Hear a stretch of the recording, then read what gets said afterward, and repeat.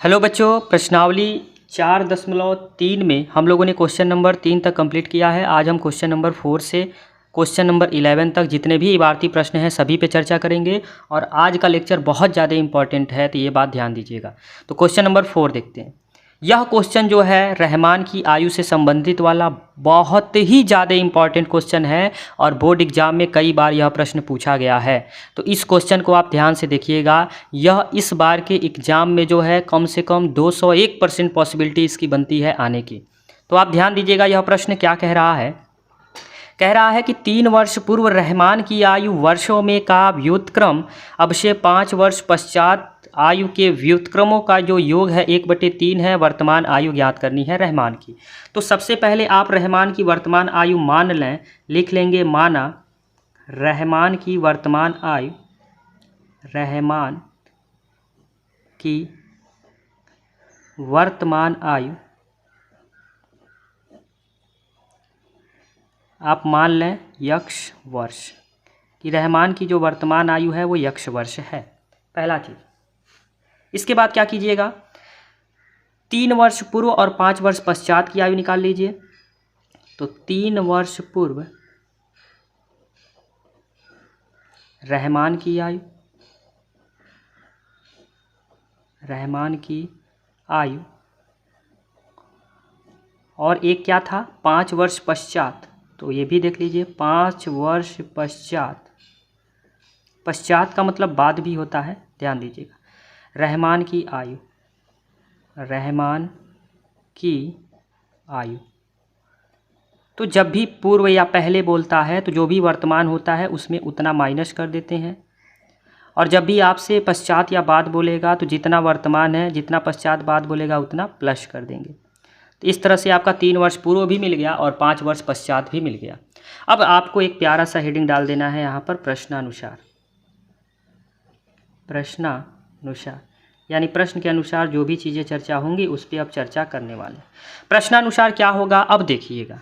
कह रहा है 3 वर्ष पूर्व रहमान की आयु का व्युत्क्रम, व्युत्क्रम मतलब उल्टा। तो 3 वर्ष पूर्व रहमान की आयु x-3 है, तो इसका व्युत्क्रम करेंगे तो 1/x-3 हो जाएगा। बोलिएगा, समझ में आ गई बात। फिर आगे कह रहा है और 5 वर्ष पश्चात आयु के व्युत्क्रम का योग, योग का मतलब प्लस कर देना है, और 5 वर्ष पश्चात की आयु का व्युत्क्रम मतलब 1/x+5, और इनका जो योगफल आ रहा है वो आ रहा है 1/3। इसी को हल करना है, आपको यक्ष निकालना है, वही यक्ष रहमान की वर्तमान आयु होगी। बस यही है प्रश्न में। अब ध्यान से देखिएगा, चीज़ों को समझते जाइए।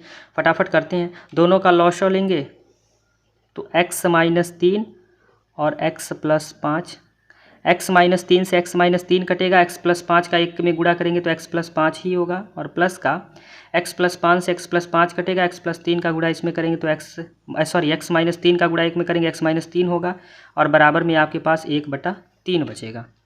अब इसी को लेके चलना है, इसी सीरीज को।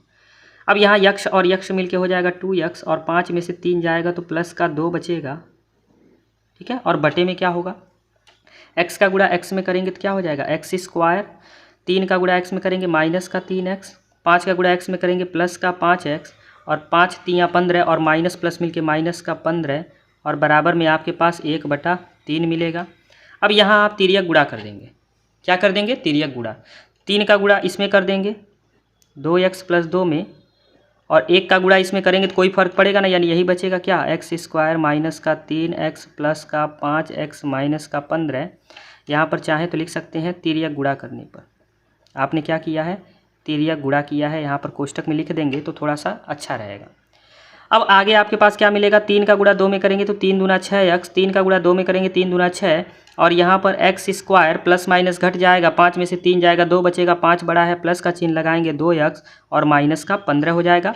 इसको भी इधर ले जाइए, तो इसको पहले लिख देते हैं। तो x² प्लस का 2x और 6x इधर जाएगा तो माइनस का 6x, माइनस का 15 है, और 6 उधर जाएगा तो माइनस का 6, और बराबर में आपके पास मिल जाएगा 0। थोड़ा सा मैं ऊपर कर लूँ ताकि चीज़ों को बेहतर समझा जा सके। अब देखिएगा, अब यहाँ पर आपके पास क्या मिलेगा, चीज़ों को समझिएगा।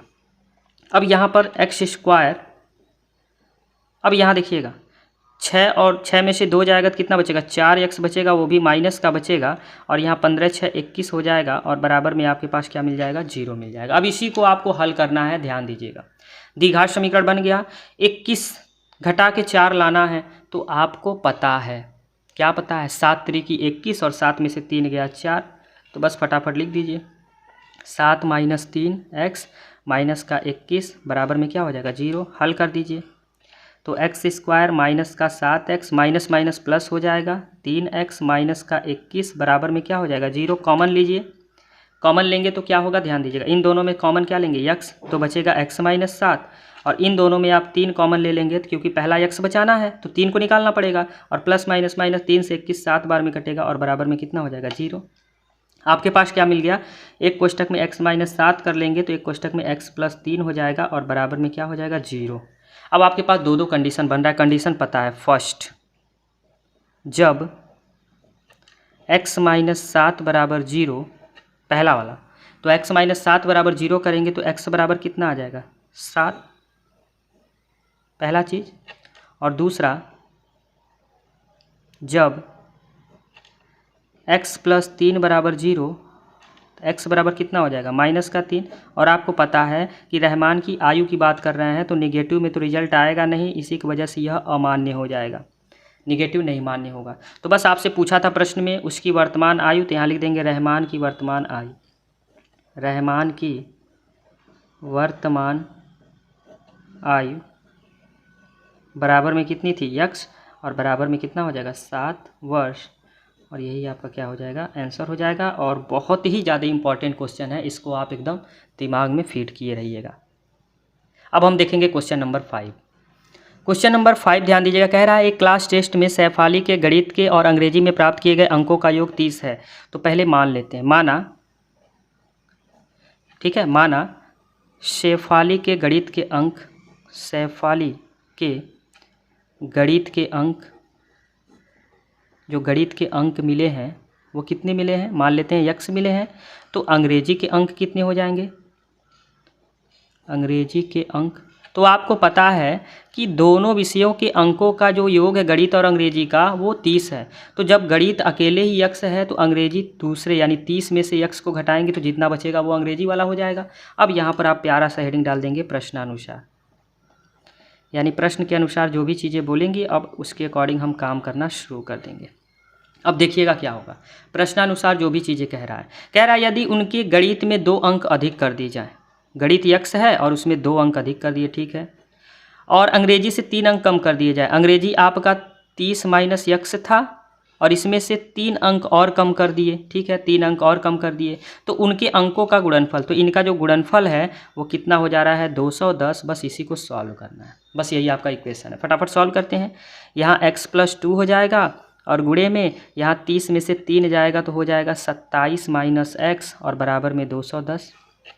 x का 27 में गुणा करेंगे 27x, x का x में गुणा करेंगे माइनस एक्स स्क्वायर, 27 दूना आपका हो जाएगा 54 और यहाँ पर हो जाएगा माइनस का 2x और बराबर में आपके पास 210। इन सबको उधर ले जाएंगे तो 0 बराबर में एक्स स्क्वायर उधर जाके प्लस में हो जाएगा और 2x और 27x 25x उधर जाके माइनस का 25x हो जाएगा और प्लस का 210 है और 54 उधर जाके माइनस का 54 हो जाएगा, ठीक है। अब इसको क्रम में ऐसे लिख दीजिए, एक्स स्क्वायर माइनस का 25x और प्लस का यहाँ से 54 घटा दीजिए तो 10 गया, 44 बचा और 44 जाएगा तो 156 शायद बचेगा, 156 और बराबर में क्या हो जाएगा, 0। अब इसी को आपको हल करना है। अब गुणा करके 156 लाना है और जोड़ के 25 लाना है, तो 156 नहीं कर पा रहे हैं तो फटाफट आप यहाँ भाज्य गुणनखंड विधि से निकाल लीजिए। 2 सते 14, 2 8 16, फिर 2 से कटेगा 2 3 6, 2 8 2 9 18, 3 से कटेगा 3 1 3, 3 13 3 39 13, 3 दूना 6, ठीक है, 3 दूना 6, 6 दूना 12, 12 और 13 बन रहा है, 12 और 13, तो यहाँ पर 12 प्लस 13 x और प्लस का 156 बराबर में कितना हो जाएगा, 0। अब फटाफट एक्स स्क्वायर माइनस का 12x माइनस का 13x प्लस का 156 बराबर में 0। थोड़ा सा मैं ऊपर कर लूँ ताकि चीज़ें और बेहतर दिखें आपको। अब देखिएगा, अब यहाँ पर होंगी क्या, चीज़ों को समझिए। अब यहाँ x कॉमन ले लेंगे, तो x कॉमन लेंगे तो क्या बचेगा, x माइनस 12 और यहाँ पर x चाहिए गुणांक, तो 13 को बाहर निकालना पड़ेगा, तभी तो यहाँ पे x आएगा। और माइनस प्लस मिलके माइनस, 13 से ये आप भाग देंगे तो 12 बार में ही कटेगा। अब x माइनस 12 एक कोष्टक में कर लेते हैं, तो x माइनस 13 एक कोष्टक में होगा और बराबर में क्या हो जाएगा, 0। फिर वही कॉन्सेप्ट लेके चलना है। फर्स्ट, जब x minus 12 is equal to 0, तो x बराबर क्या आ जाएगा, 12। दूसरा, जब x minus 13 is equal to 0, तो x बराबर क्या आ जाएगा, 13। अब यहाँ पर दोनों रिजल्ट आपके पॉजिटिव मिल रहे हैं, ये बात ध्यान दीजिएगा। अब 12 और 13 दोनों मिल रहे हैं, तो आपको करना क्या है, प्रश्न में बोल रखा था कि उनके अंकों का योगफल जो है वो आपका क्या आना चाहिए, 30 आना चाहिए। और दोनों विषय में प्राप्त किए गए अंक, तो यहाँ लिखेंगे गणित के शैफाली के गणित के अंक,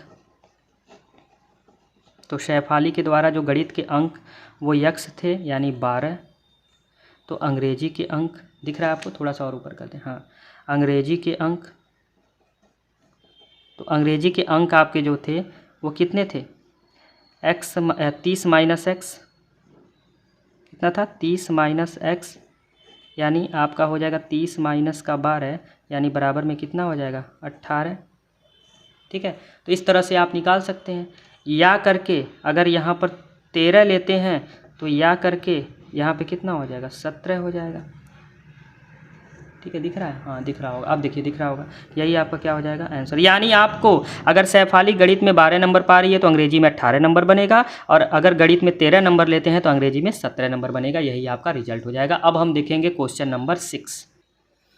यह भी आपके इस साल बोर्ड एग्जाम में प्रश्न पूछने की पॉसिबिलिटी 201% है। बहुत ज़्यादा इंपॉर्टेंट क्वेश्चन है और यह भी कई बार बोर्ड एग्जाम में पूछा गया प्रश्न है। क्या कह रहा है कि एक आयताकार खेत का विकर्ण, सबसे पहले आप एक आयताकार खेत बना लें, यानी एक आयत बना लें, तो फिगर को थोड़ा सा जब बनाएंगे ना तो ज़्यादा बेहतर समझ पाएंगे। तो यहाँ पर आप एक आयत बना लें जिसका हमने नाम लिख दिया है ABCD, और इसका विकर्ण एक बना लें, कोई भी, मान लीजिए हमने ये विकर्ण बना दिया, इसे विकर्ण कहते हैं। तो एक आयताकार खेत का विकर्ण छोटी भुजा से, तो देखिएगा तुलना किससे हो रही है, छोटी भुजा से, तो पहले मान लेते हैं छोटी भुजा को।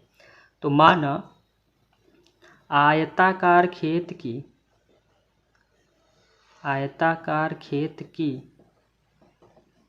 छोटी भुजा बराबर आप क्या मान लें, x मीटर।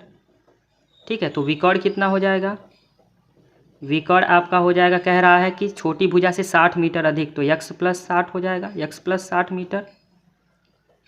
और क्या कह रहा है, बड़ी भुजा छोटी भुजा से 30 मीटर अधिक, तो बड़ी भुजा क्या हो जाएगी, बड़ी भुजा छोटी भुजा x है, तो x से 30 मीटर अधिक। अब आप फिगर में आ जाइए, अगर यह छोटी भुजा है और इसको अगर हम x मीटर मान के चल रहे हैं, तो आपकी यह बड़ी भुजा होगी जो कितनी हो गई, x प्लस 30 मीटर हो गई। और विकर्ण जो है ये आपका हो गया x प्लस 60 मीटर। यही कॉन्सेप्ट है। और यहाँ ये 90 डिग्री पाइथागोरस प्रमेय लेके चलना है। खेत की भुजा आपसे पूछ रहा है, पाइथागोरस प्रमेय लेके चलिए, आपका रिजल्ट आ जाएगा। तो त्रिभुज ABC में क्या लेके चलेंगे, पाइथागोरस प्रमेय से। पाइथागोरस प्रमेय आपने देखा क्या होता है, कर्ण का वर्ग बराबर लंब का वर्ग प्लस आधार का वर्ग। कर्ण 90 के सामने वाला x प्लस 60 का वर्ग बराबर लंब x का वर्ग प्लस आधार x प्लस 30 का वर्ग। फटाफट सॉल्व कर दें तो ये हो जाएगा a स्क्वायर प्लस 60 का वर्ग करेंगे तो 6 का 36, 0 का 00 और प्लस 2ab तो 120 x हो जाएगा। और बराबर में आपके पास क्या मिलेगा, बराबर में देखेंगे तो x का x स्क्वायर हो जाएगा और यहाँ भी a प्लस बी का होल स्क्वायर लगाएंगे तो a square plus B square, 30 का वर्ग करेंगे तो 3 का 9 और 0 का 00, 2ab 30 दूना 60x हो जाएगा। अब इसको सॉल्व कर दीजिए, x स्क्वायर है इधर, ठीक है, और यहाँ पर प्लस का 3600 है और प्लस का 120x है और बराबर में क्या हो जाएगा, x स्क्वायर मिलकर 2x स्क्वायर प्लस का 900 है और प्लस का 60x है। ठीक है, अब आपको क्या करना है, सबको उधर ले जाना है, तो इधर 0 बचेगा, उधर 2x² और ये x² माइनस हो जाएगा उसके साथ जाके, और ये प्लस का 60x और 120x उधर जाके माइनस का 120x हो जाएगा, और प्लस का 900 और 3600 जाके उधर माइनस का 3600 हो जाएगा। अब आप क्रम में लिख दीजिए इसको, इधर 2x में से 1x घटेगा तो x² बचेगा। ठीक है, और यहाँ पर 60 में से 120 घटेगा तो 60 बचेगा, लेकिन माइनस का 60x और माइनस का 3600 में 6 इधर गया 3 उधर गया, यानी 2700 बचेगा, और बराबर में आपके पास 0 हो जाएगा। अब आपके पास ये टोटल कॉन्सेप्ट है, इसी कॉन्सेप्ट को लेके चलना है। थोड़ा सा मैं ऊपर कर दूं ताकि और चीज़ें बेहतर देख पाएँ। अब इसी कॉन्सेप्ट को लेके चलिए और आप फटाफट रिजल्ट ला दीजिए। अब 2700 को तोड़ना पड़ेगा। ठीक है, ये तो आप इस 00 को 10 × 10 कर दीजिए, और 27 को आप 3 × 9 27, 3 × 3 9, 3 × 1 3, 3 × 3 × 3 कर दीजिए। ये कॉन्सेप्ट चलेगा। अब यहाँ देखिएगा 3 दहा में 30 और 3 × 9 और 9 दहा में 90, तो 9 30 का कॉन्सेप्ट बन रहा है, यानी x² 90 - 30 x - 2700 और बराबर में क्या हो जाएगा 0। ये कॉन्सेप्ट बन रहा है।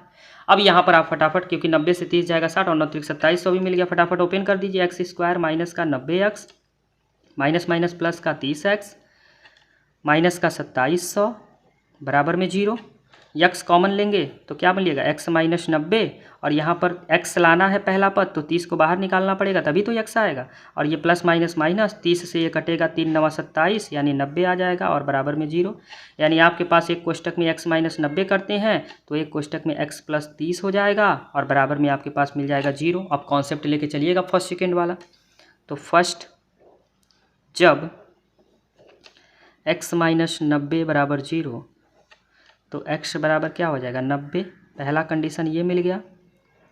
दूसरा सेकेंड, जब x + 30 बराबर 0 तो x बराबर 30 उधर जाके माइनस का 30 हो जाएगा, और आपको एक चीज़ पता है, रिजल्ट कभी भी निगेटिव नहीं आना चाहिए, यह आपका अमान्य हो जाएगा, क्योंकि जो भी डिस्टेंस होगा वो माइनस में नहीं होता है, ये अमान्य हो गया, यानी मान्य नहीं होगा नेगेटिव वैल्यू। अब जब मान्य नहीं होगा तो आपसे खेत की भुजाएं केवल पूछा है, तो खेत की भुजाएं क्या होती है, लंबाई और चौड़ाई।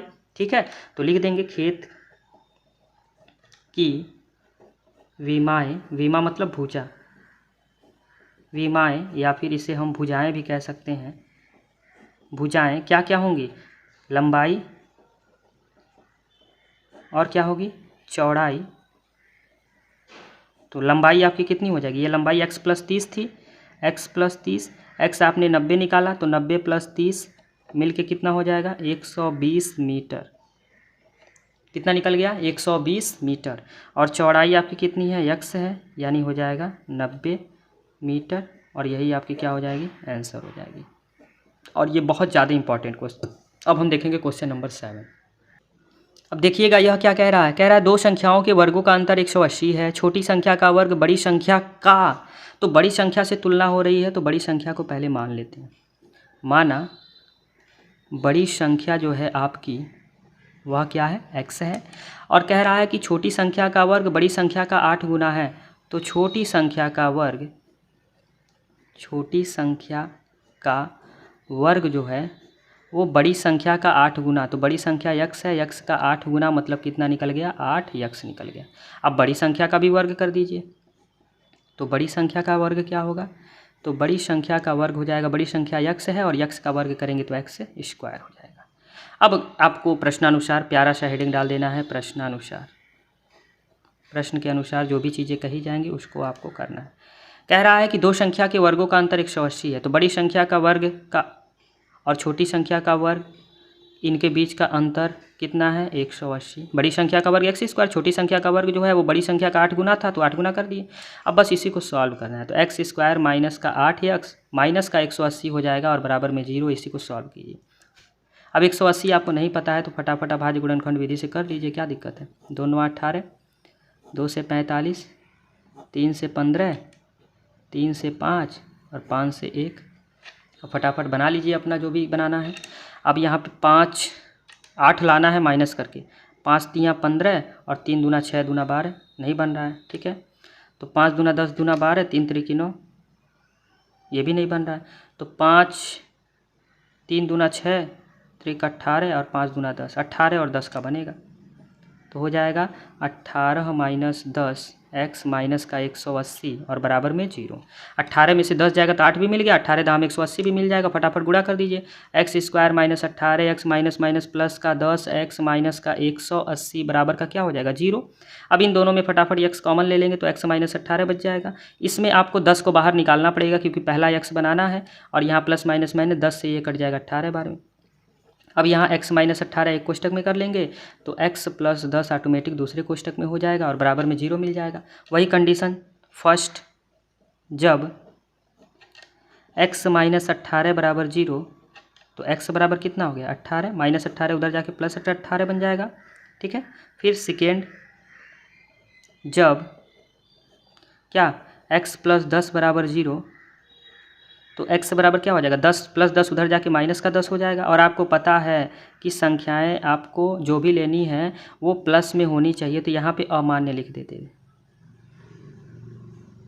ठीक है ना। अब अमान्य लिखे हैं, क्या मान्य हो सकता है अभी उस पर चर्चाएं होंगी। अब आगे हम बढ़ते हैं क्योंकि ये मान्य होगा कि नहीं होगा, क्योंकि संख्याएं ये नहीं बोला है कि धनात्मक है या ऋणात्मक है, कुछ भी नहीं बोला है, बस संख्याएं बोला है। अब देख लेते हैं आगे, आपसे बोला है दोनों संख्याएँ ज्ञात करनी है, तो फटाफट दोनों संख्याएँ ज्ञात कर लेते हैं। तो दोनों संख्याएं ज्ञात करने के लिए आपको करना क्या होगा, आपने फटाफट निकाल लिया यक्ष बराबर 18 आ गया और यक्ष बराबर माइनस का। अब देखिएगा यहाँ पे 18 लेके चलेंगे तो आपकी यक्ष तो बड़ी संख्या है, तो आपको बड़ी संख्याएं ज्ञात करनी थी।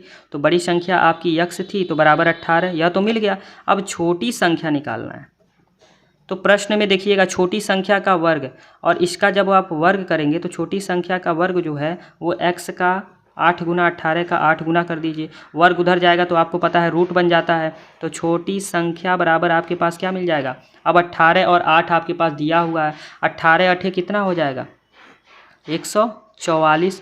अब यहाँ पर 144 का वर्गमूल निकालेंगे तो प्लस माइनस 12 आपको मिलेगा। अब प्लस माइनस 12 का मतलब ये हो गया कि आपके पास जो संख्याएँ अब मिलेंगी, जो संख्याएँ होंगी वो क्या क्या होंगी 18 और 12 या 18 माइनस 12 होंगी, और यही आपका क्या हो जाएगा आंसर हो जाएगा। और बहुत गजब का क्वेश्चन था ये। अब हम देखेंगे क्वेश्चन नंबर 8। अब देखिएगा यह भी क्वेश्चन जो है बहुत ज़्यादा इम्पॉर्टेंट है और आपके बोर्ड एग्जाम में पूछा गया प्रश्न है, बहुत ज़्यादा इम्पॉर्टेंट क्वेश्चन है ये, बहुत ही ज़्यादा इम्पॉर्टेंट है। रेलगाड़ी वाला या जो 360 किलोमीटर देख रहे हैं ना, यह वाला प्रश्न बहुत इंपॉर्टेंट है। कह रहा है एक रेलगाड़ी एक समान चाल से 360 किमी की दूरी तय करती है, यदि यह 5 किमी प्रति घंटा अधिक कर देती है तो उसकी यात्रा 1 घंटा कम समय लेती है। तो रेलगाड़ी की चाल, तो सबसे पहले आप रेलगाड़ी की चाल मान लें।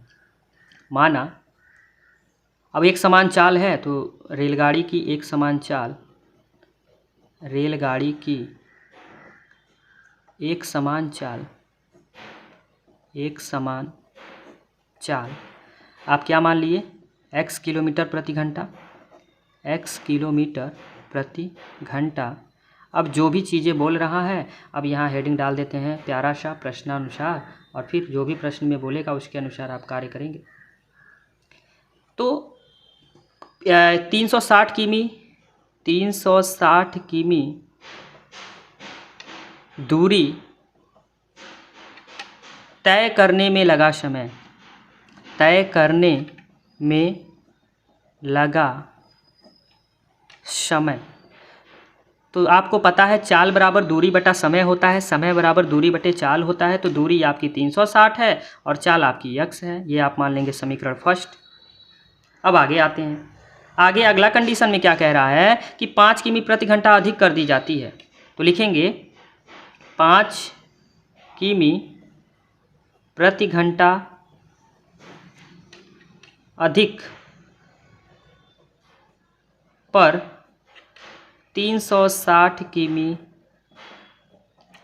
दूरी तय करने में लगा समय, तय करने में लगा समय। अब तय करने में जो लगा समय होगा वो क्या होगा, तो 360 दूरी तो है और बटे में चाल, और चाल में आप जो है 5 क्या करा रहे हैं बढ़ा रहे हैं, ये हो जाएगा दूसरा।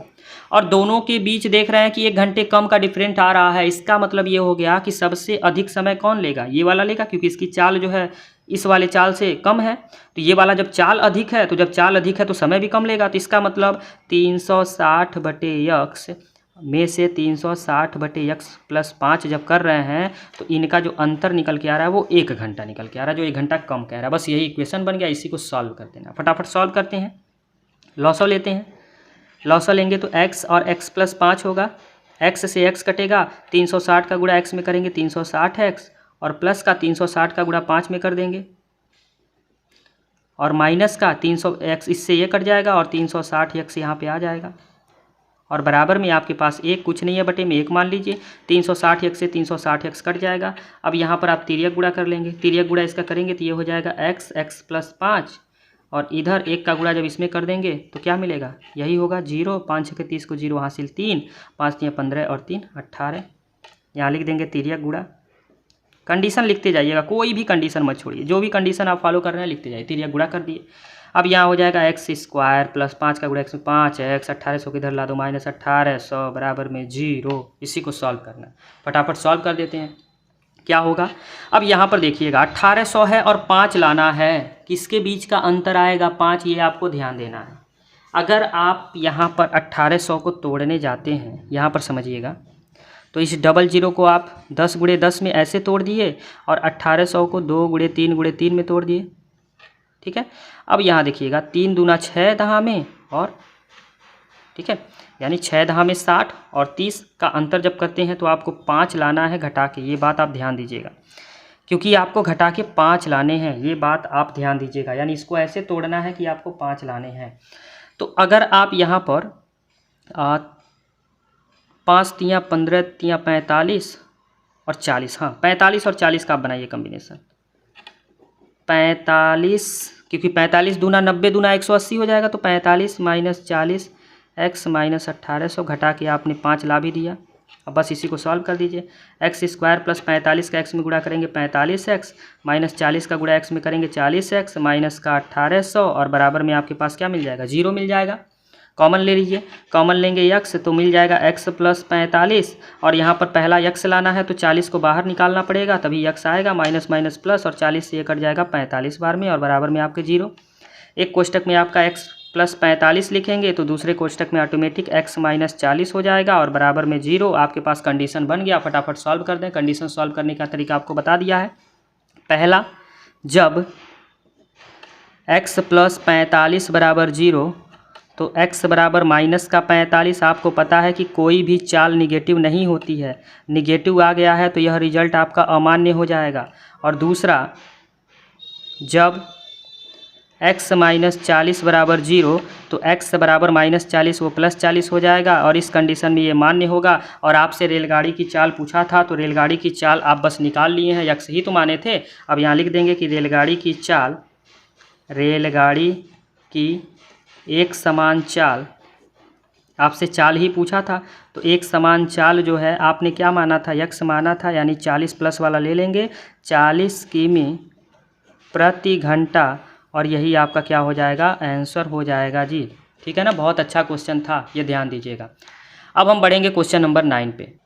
देखिएगा, बहुत ही अच्छा क्वेश्चन और केवल इम्पॉर्टेंट क्वेश्चन है। यहाँ कह रहा है कि 2 पानी के नल एक साथ एक हौज को 9 से ही 3/8 घंटों में भर सकते हैं। बड़े व्यास वाला जो नल है हौज को भरने में कम व्यास वाले नल से 10 घंटे कम समय लेता है, तो प्रत्येक नल द्वारा अलग अलग हौज को भरने में समय आपको ज्ञात करना है। तो जो छोटा नल है वो उसी से तुलना की जा रही है बड़े वाले की। तो सबसे पहले आप मान लेते हैं कि छोटा नल जो है हौज को भरने में समय x लेता है। मान लेते हैं कि माना, लिख लेंगे, माना छोटा नल हौज को भरने में x घंटे समय ले रहा है, समय लेता है। और जब छोटा नल हौज को भरने में x घंटे समय ले रहा है तो बड़ा नल, तो बड़ा व्यास वाला नल जो है, बोला है ना 10 घंटे कम लेता है, तो बड़ा नल हौज को भरने में x माइनस 10 घंटे समय लेता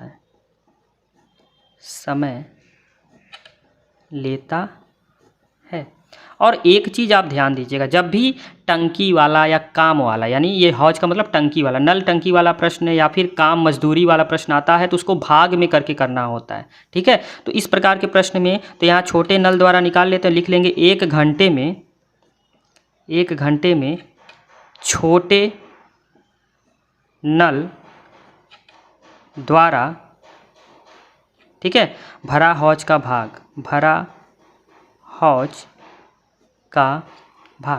यानी 1 घंटे में छोटे नल जो है उसके द्वारा हौज का कितना भाग पानी भरा जा रहा है, तो बराबर में जितना है उसका अपोजिट हो जाएगा, यानी 1 में क्या हो जाएगा, x।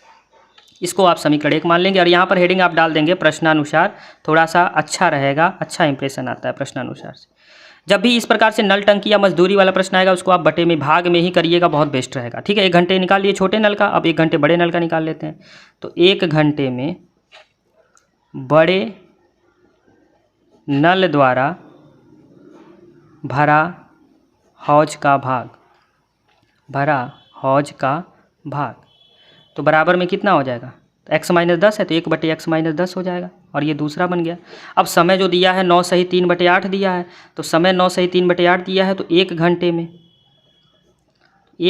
में कुल भरा हौज का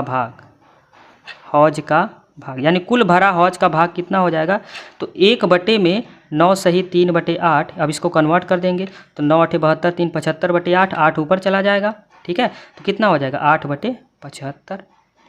अब इस कॉन्सेप्ट को आपको लेके चलना है, ठीक है ना, इसी कॉन्सेप्ट को लेके चलना है, आप रिजल्ट तक पहुंच जाएंगे। अब आपके पास जब दोनों नलों से जो टंकी का भरा हुआ भाग होगा वो कुल भाग के बराबर होगा, मतलब 1/x प्लस 1/x - 10 बराबर होगा किसके, 8/75 के। यही आपका प्रश्न है और समय पूछा है तो आप निकाल लेंगे फटाफट, यही आपको करना था। लॉसो ले लेते हैं, तो x - 10 हो जाएगा, x से x कटेगा तो x - 10 और प्लस का x - 10 x माइनस कट के x हो जाएगा, और 8 बटे में कितना हो जाएगा 75। आपके पास क्या मिलेगा, x 2x माइनस का 10 और बटे में x² माइनस का 10x बराबर में 8 बटे में क्या हो जाएगा 75। थोड़ा सा ऊपर करके तिरिया गुणा करते हैं फटाफट। अब तिरिया गुणा कीजिएगा, तो तिरिया गुणा करिएगा तो क्या पाइएगा, यहाँ पे देखिएगा क्या मिलेगा आपको, 75 दूना 150x माइनस 750 बराबर 8x² माइनस का 80x, सबको उधर ले जाइए तो क्या मिल जाएगा 8x², ये 100 उधर जाके माइनस माइनस जुड़ जाएगा तो 158, 1 मिनट 80, 8 5 13 230x हो जाएगा, ये भी माइनस हो जाएगा ना, और माइनस का उधर जाके प्लस का 750 और बराबर में 0। देखिएगा 8 से कट रहा है क्या, तो 8 दूनी 16, 16 बच गया, और 4 3 7 नहीं, 2 से आप सबको काट सकते हैं, 4 से कटेगा क्या, तो 4 5 20 नहीं, 2 से आप काट दीजिए, 2 से और छोटा कर दीजिए तो 4x² माइनस ये हो जाएगा 2 1 कम 2, 2 दूना 4, 2 5 10 और 2 3 6, 2 7 14 और 2 5 10 और बराबर में ये तो 0 हो जाएगा। इसी को आपको सॉल्व करना है। अब इसी को सॉल्व कीजिएगा आप, आपके पास मैं एक छोटा सा होमवर्क दे रहा हूँ, इसको सॉल्व करके जो भी x आएगा वो छोटे नल को भरने में लगा समय होगा, और जो भी 10x में से 10 घटा देंगे तो बड़े नल को भरने में लगा समय लेगा। यही आपसे पूछा है, तो इस प्रश्न को मैं यहीं पर आपको द्विघात समीकरण बना दिया हूँ। अब इस द्विघात समीकरण को बनाने के बाद आपको मैं एक छोटा सा वर्क दे रहा हूँ, आप इस क्वेश्चन को कीजिएगा, आपका रिजल्ट आ जाएगा। तो मैं आपके इस रिजल्ट का उम्मीद करूँगा कि आप इसका रिजल्ट जो है लाएंगे। तो अब मैं आगे बढ़ूँगा क्वेश्चन को, 1 मिनट ध्यान दीजिएगा आगे बढ़ने से पहले। ये 2 1 कम 2, 2 1 कम 2 होगा, यहाँ पे ये 115 होगा, इसको आप बना लीजिएगा, ये क्या होगा 115 होगा। अब आप इसको सॉल्व कर लीजिएगा, आपके लिए HW यही है। अब हम बढ़ेंगे क्वेश्चन नंबर 10 की ओर। अब देखिएगा अगला क्वेश्चन, यह भी अच्छा क्वेश्चन है। कह रहा है मैसूर और बेंगलोर के बीच के 135 किमी यात्रा करने में एक एक्सप्रेस रेलगाड़ी जो है सवारी गाड़ी से 1 घंटा कम समय लेती है, पर ठहरने, कह रहा है मध्य स्टेशनों के ठहरने का समय आपको ध्यान नहीं लेना है। यदि एक्सप्रेस गाड़ी की औसत चाल सवारी गाड़ी की औसत चाल से 11 किमी प्रति घंटा अधिक हो, तो सबसे पहले आप मान लेंगे, तो एक्सप्रेस गाड़ी की चाल जो है सवारी गाड़ी से जो है वहाँ पर तुलना की जा रही है, तो एक्सप्रेस गाड़ी जो होगा वो क्या होगा, सवारी गाड़ी से कम का समय लेगा। यानी कहने का मतलब यहाँ समझिएगा, एक्सप्रेस गाड़ी की औसत चाल सवारी गाड़ी की औसत चाल से, तो सवारी गाड़ी की औसत चाल से 11 सेमी कम है, तो यहाँ पर आपके पास ऑप्शन ये मिल रहा है कि आप सवारी गाड़ी को ही मान लें। माना सवारी गाड़ी की औसत चाल, सवारी रेलगाड़ी की चाल बराबर क्या हो गया, x किमी प्रति घंटा, x किमी प्रति घंटा। तो एक्सप्रेस गाड़ी की चाल क्या हो जाएगी, एक्सप्रेस रेलगाड़ी की चाल, तो एक्सप्रेस रेलगाड़ी की चाल बराबर आपके पास मिल जाएगा क्या, y किलोमीटर प्रति घंटा, y किलोमीटर प्रति घंटा। अब आप यहाँ पे समझिएगा, अब सवारी गाड़ी की चाल मिल गई, एक्सप्रेस गाड़ी की चाल मिल गई। अब आपको क्या करना है, हेडिंग प्यारा सा डाल देना है प्रश्नानुसार, यानी प्रश्न के अनुसार अब आपको वर्क करना है। ऐसा प्रश्न हम लोग कर चुके हैं, अभी जस्ट जो आया था ना वो चाल वाला प्रश्न, रेलगाड़ी वाला, वही सेम तरीके का क्वेश्चन बनेगा। अब आपके पास डिस्टेंस है 135 किलोमीटर, अब आपके पास समय से संबंधित है, तो मैं डायरेक्ट इक्वेशन बनाऊंगा यहाँ पे। पहला आपका इक्वेशन क्या बन जाएगा, दूरी 135 और बटे में चाल आपका क्या हो जाएगा x, यहाँ पे y नहीं लिखेंगे, कितना है 11। ये कह रहा है ना कि एक्सप्रेस गाड़ी की जो औसत चाल सवारी गाड़ी की औसत चाल से 11 किमी अधिक, तो x प्लस 11 ये हो जाएगा, ठीक है ना, सवारी गाड़ी से x प्लस 11। अब यहाँ पर माइनस का, ठीक है, यहाँ पर भी डिस्टेंस 135 और बटे में आपका हो जाएगा x प्लस 11, और कह रहा है कि कितना समय ले रहा है, 1 घंटे कम समय ले रही है, तो इनके बीच का अंतर बस निकाल देंगे, यही आपका इक्वेशन बन जाएगा। इसी इक्वेशन को आपको सॉल्व करना है, फटाफट सॉल्व कर लेते हैं।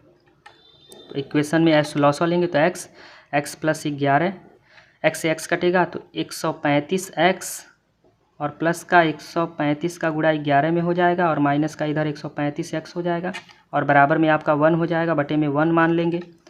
अब यहाँ इससे ये कैंसिल हो जाएगा, तिर्यक गुणा कर देंगे, 135 का गुणा 11 में कर देंगे, और बराबर में 1 का गुणा x स्क्वायर और प्लस में 11 का x। यहाँ पे आपने क्या किया है, तिर्यक गुणा किया है, क्या किया है, तिर्यक गुणा।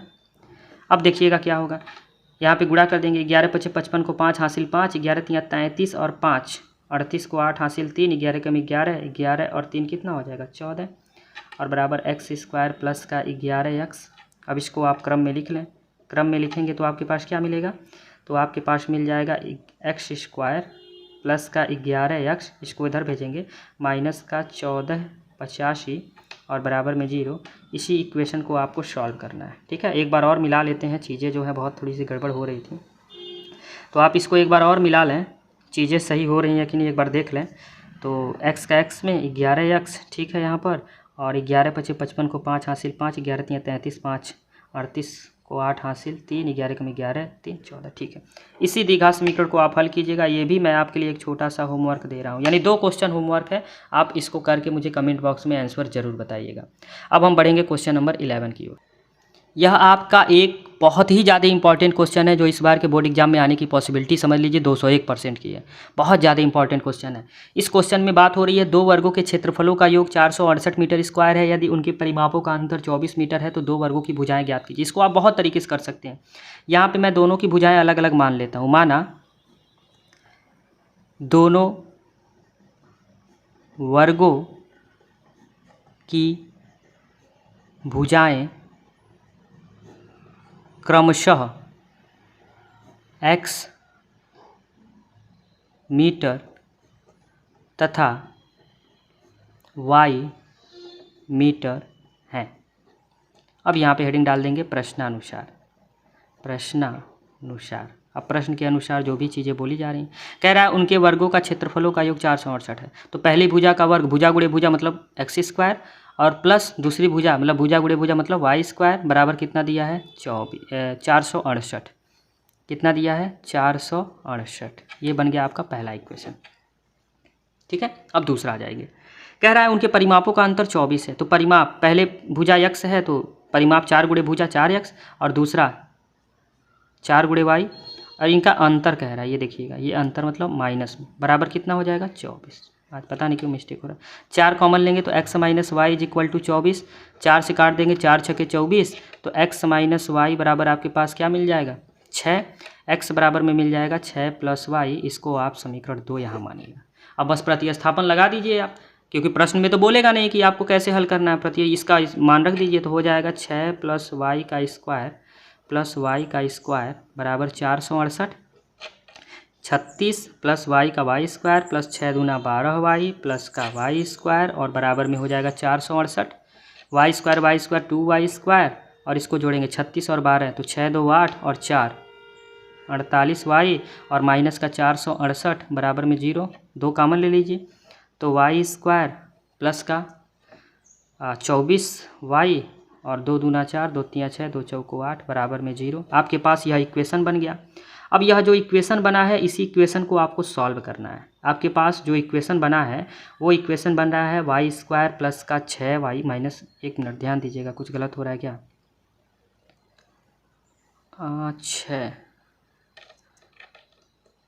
6 दूना 12 वाई,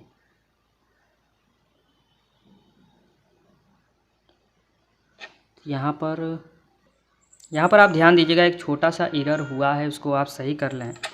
ये थोड़ा सा मैं जल्दीबाजी में क्वेश्चन गलत हो जाता है। यहाँ पर वाई स्क्वायर 2 वाई स्क्वायर, यहाँ पे लिखते हैं पूरा गलत हो जाएगा, Y square 2 Y square plus का 12 वाई और प्लस का 36 और इसको इधर लाएंगे तो माइनस का 468 बराबर में 0। अब यहाँ पर 2 वाई स्क्वायर प्लस का 12 वाई और घटाएंगे इसको, 36 इसमें से जाएगा तो आपके पास 432 बचेगा और बराबर में 0। अब 2 कॉमन ले लीजिए तो वाई स्क्वायर और प्लस का 6 वाई और माइनस का 2 1 दूना 4 2 1 कम 2 और 2 छके 12 बराबर में आपके पास 0। ये इक्वेशन बनेगा आपका, ठीक है ना। थोड़ा सा फॉल्ट हो गया था, आप उसको सुधार कर लेंगे। अब आप इसको इक्वेशन को लेके चलेंगे। इक्वेशन आपके पास बन गया है, सॉल्व कर दीजिए। तो 216 लाना है तो 216 कैसे लाएंगे, फटाफट आप निकाल लीजिए। भाज्य गुणनखंड 2 1 कम 2 2 8 16 2 5 10 2 चौके 8 2 दूनी 4 2 7 14 3 9 27 3 3 9 3 1 कम 3 माइनस करके 6 लाना है तो माइनस करके क्या लाना है 6। तो आप क्या कर सकते हैं 3 3 9 3 18 और 2 दूना 12 दूना 24 और 18 24 और 18 तो Y square plus 24 minus 18 Y minus का 216 बराबर में 0। आप ऐसे लेके चल सकते हैं, ठीक है ना। अब इस कॉन्सेप्ट को लेके चलेंगे तो क्या होगा देखिएगा, वाई स्क्वायर प्लस का 24 वाई माइनस का 18 वाई माइनस का 216 बराबर में 0, ठीक है। थोड़ा सा हल्का सा और ऊपर करेंगे, हाँ अब देखिएगा ये थोड़ा सा एरर हो गया ना, इसी वजह से पेज जो है थोड़ा इन्वेस्ट हो गया। अब यहाँ पर y कॉमन लेंगे तो बचेगा y प्लस 24 और ये y चाहिए तो 18 को बाहर निकालना पड़ेगा तो बचेगा y माइनस माइनस प्लस का और इधर भी 24 बचेगा बराबर का 0। यानी एक कोष्टक में आपके पास y प्लस 24 है तो एक कोष्टक में y माइनस 18 है और बराबर में 0। कंडीशन लेके चलिए, पहला जब y प्लस 24 बराबर 0, थोड़ा सा हल्का सा और इधर, बस अब दिख रहा है। तो y बराबर कितना हो जाएगा माइनस का 24 और आपको पता है y बराबर माइनस का 24 ये मान्य नहीं होगा, ठीक है। फिर दूसरा लेके चलेंगे, जब y माइनस 18 बराबर 0 तो y बराबर 18 और यही मान्य होगा, y बराबर 18 यही लेके चलेंगे। अब y बराबर 18 लेके चलेंगे तो यहाँ ऊपर आ जाएं, थोड़ा सा मैं यहीं पे आपको चीज़ें बता देता हूँ। तो y बराबर 18 लेके चलेंगे तो पहले वर्ग की भुजा क्या थी x और आपकी कितनी आ गई 18 मीटर, और दूसरे वर्ग की भुजा तो x प्लस ये 6 इधर आएगा तो माइनस 6 हो जाएगा। तो y आपने माना था जो किसके बराबर हो जाएगा x माइनस 6 यानी 18 माइनस 6 यानी कितना हो जाएगा 12 मीटर। इस तरह से आपका दोनों रिजल्ट आ जाएगा। आप आंसर लिख दीजिए। थोड़ा सा पेज को हमने यहाँ पर प्रयोग किया है, आप बस समझिएगा, क्वेश्चन को समझना बहुत ज़्यादा इंपॉर्टेंट है। तो ये आपका जो है प्रश्नावली 4.3 समाप्त हुआ। थोड़ा सा वीडियो लंबा बना है लेकिन आप इस वीडियो में पेशेंस बनाए रखें, इसके लिए बहुत ज़्यादा धन्यवाद। आपको कार्य क्या करना है, क्लास 10th में पढ़ने वाले जो भी आपके मैथ के सहपाठी हैं उन तक आप ये वीडियो पहुँचाइए ताकि वह भी इस वीडियो का लाभ उठा पाएँ। धन्यवाद।